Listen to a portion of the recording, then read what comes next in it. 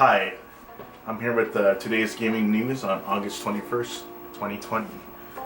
First up is the PS5's first commercial, which premiered yesterday. It comes with the tagline, "Play has no limits." Ever since SIE became more of an international organization, that taglines for every region, because there used to be different taglines for each region, and no price or launch date yet or pre-orders.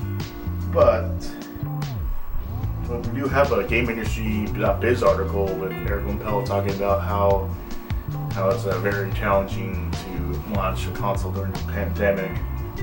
He also goes over that the launch lineup will be the greatest in PlayStation history.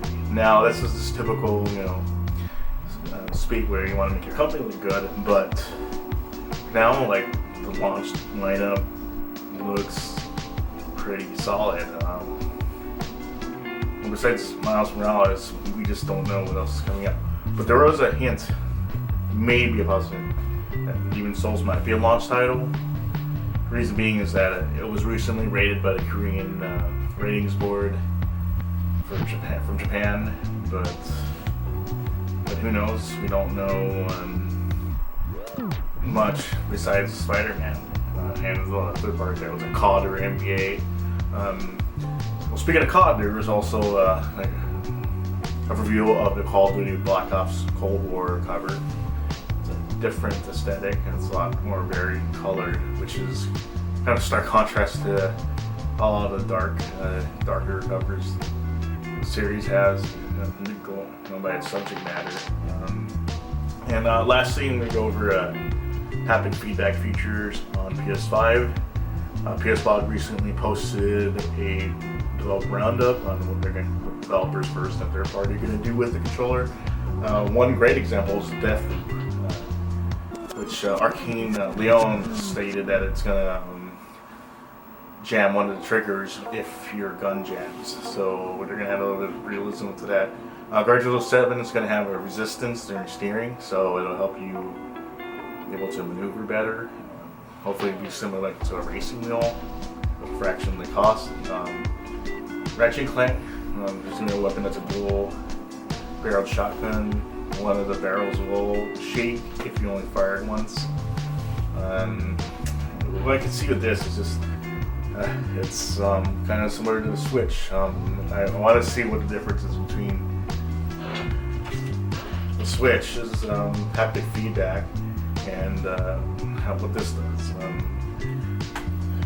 Well, it's great that third parties are using it, but during launch they tend to add stuff like that, but later on they kind of drop that off. I remember also seeing Xbox One having first feedback triggers, which is used a lot in Forza, which is also a first party game.